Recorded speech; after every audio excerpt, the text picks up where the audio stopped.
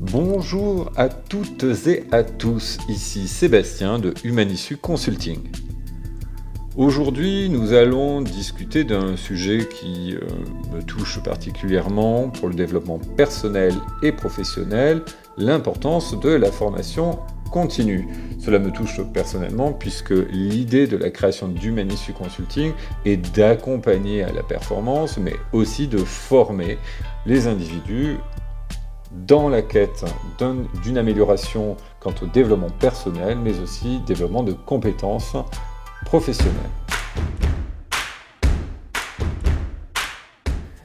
En soi, dans un monde en constante évolution où les technologies et les pratiques de travail changent rapidement, il est essentiel de maintenir ses compétences à jour. Dans cet épisode, nous allons explorer pourquoi la formation continue est indispensable, comment la mettre en œuvre efficacement et quels en sont les bénéfices à long terme pour vous et votre organisation. La formation continue est une clé pour rester compétitif sur le marché du travail. Une étude de LinkedIn Learning récente a révélé que 94% des employés resteraient plus longtemps dans une entreprise si celle-ci investissait dans leur développement professionnel. La formation continue ne se limite pas à l'acquisition de nouvelles compétences techniques, elle comprend également le développement de compétences comportementales, la maîtrise de nouvelles technologies, l'adaptation au changement du marché, par exemple. En outre, la formation continue est essentielle pour maintenir la motivation et l'engagement des employés. Dans un environnement où les carrières ne sont plus linéaires, où les compétences requises évoluent constamment, les employés doivent être prêts à apprendre et à s'adapter tout au long de leur carrière. L'idée de la formation continue a pris de l'ampleur au cours du XXe siècle, avec l'essor des industries, de la connaissance et l'accélération des changements technologiques. Dans les années 50, les entreprises ont commencé à investir dans la formation de leurs employés pour améliorer la productivité et répondre aux besoins du marché. Cependant, avec l'avènement bien évidemment de l'ère numérique et la mondialisation, la formation continue est devenue une nécessité plutôt qu'un simple avantage, vraiment. En France, un tournant majeur dans l'évolution de la formation continue a été marqué par l'introduction de la loi travail, dite El Khomri, en 2016. Cette réforme du Code du travail, portée par la ministre du Travail Myriam El Khomri, à l'époque sous le gouvernement de Manuel Valls, visait à moderniser le marché du travail en assouplissant certaines régulations, tout en renforçant les dispositifs de formation professionnelle. La loi a notamment introduit le CPF, le compte professionnel de formation, le CPA, qui regroupe d'ailleurs le compte personnel de formation, permettant aux salariés de cumuler des heures de formation tout au long de leur carrière. Ce dispositif a été conçu pour offrir aux employés plus de flexibilité et de possibilités pour développer leurs compétences, que ce soit pour évoluer dans leur poste actuel ou pour se reconvertir. La loi El Khomri a également élargi les possibilités de formation pour les travailleurs en situation de précarité en leur permettant d'accéder à des formations qualifiantes financées par l'État. Cette réforme a d'ailleurs renforcé l'idée que la formation continue est un droit essentiel pour tous les travailleurs, quel que soit leur statut, et qu'elle est indispensable pour s'adapter aux évolutions rapides du marché du travail. Un mot revient régulièrement et celui de l'employabilité. Aujourd'hui, la formation continue est facilitée par une multitude de ressources en ligne, telles que les MOOC, Massive Open Online Courses, les webinaires et les plateformes de formation en ligne. Des entreprises comme Coursera et edX ont démocratisé l'accès à la formation, permettant à des millions de personnes d'acquérir de nouvelles compétences depuis n'importe où dans le monde. Une première stratégie pour mettre en place une formation continue efficace consiste bien évidemment à évaluer les besoins en compétences au sein de votre organisation. Il est essentiel de comprendre quelles sont les compétences nécessaires qui vont vous permettre d'atteindre les objectifs de l'entreprise et comment ces compétences évoluent avec le temps.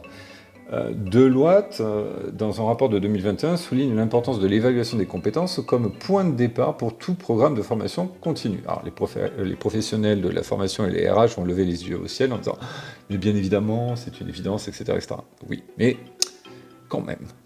L'évaluation peut être réalisée par le biais d'entretiens, de questionnaires ou d'analyses de performance.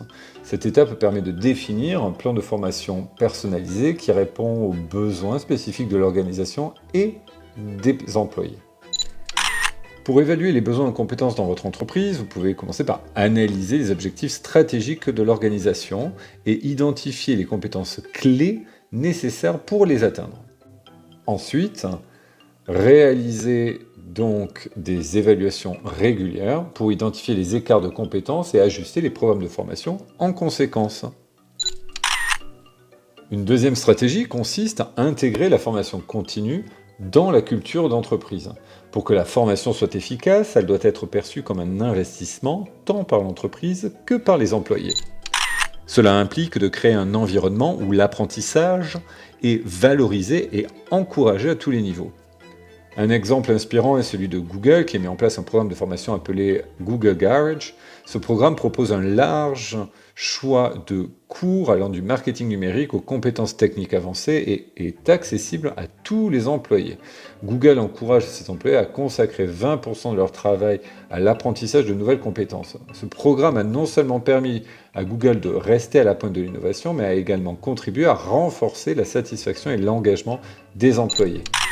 Un autre exemple inspirant, celui de Cultura, qui propose un large choix de formations, un catalogue très riche, disponible en e-learning, mais également en présentiel, sur des sujets transverses, que ce soit le développement personnel, que ce soit l'acquisition de compétences techniques en librairie, que sais-je, qui permet de renforcer la satisfaction des collaborateurs et de réduire implicitement le turnover.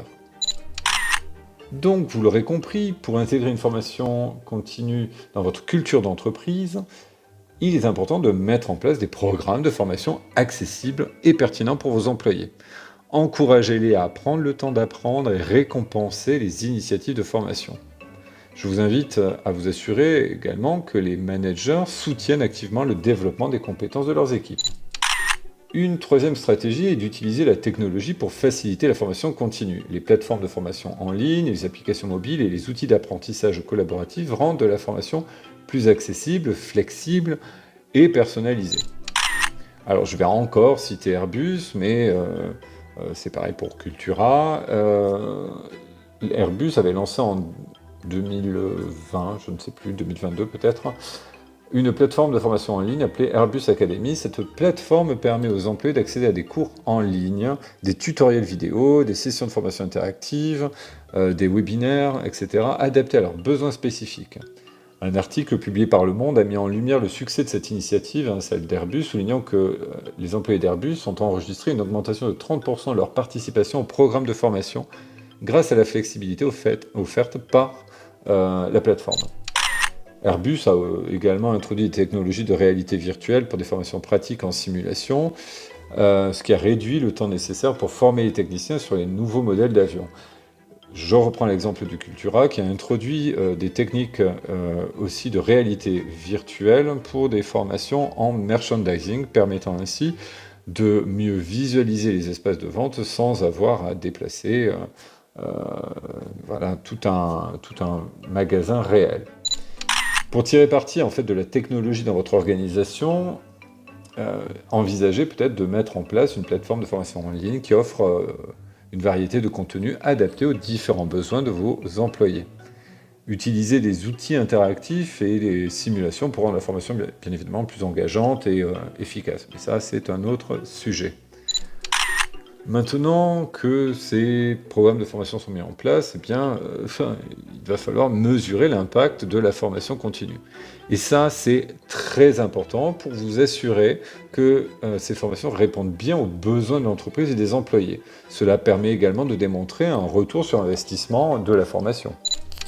C'est AXA, en 2021, qui avait lancé un programme d'évaluation de l'impact de la formation continue, incluant des indicateurs tels que l'amélioration des compétences, l'augmentation de la productivité, la satisfaction des employés, etc.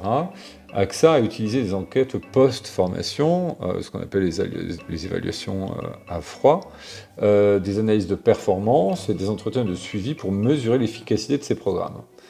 Un rapport publié dans Les Échos a montré que cette approche a permis à AXA de mieux aligner ses performances de formation sur les besoins réels des employés et de maximiser l'efficacité de ses investissements en formation.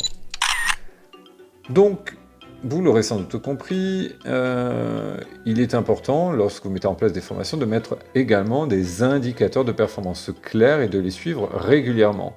Ces résultats doivent vous servir à ajuster vos programmes de formation et démontrer finalement leur valeur ajoutée à toutes les parties prenantes. En conclusion, la formation continue est un investissement important, essentiel pour rester compétitif dans un monde où les compétences évoluent constamment. Et en évaluant les besoins de compétences, en intégrant la formation dans la culture d'entreprise, en utilisant la technologie pour faciliter l'apprentissage et en mesurant l'impact des programmes de formation, vous pouvez vous assurer que vos compétences restent à jour et que vous êtes prêt à relever les défis de demain. Je vous remercie d'avoir suivi cet épisode de 2 minutes pour.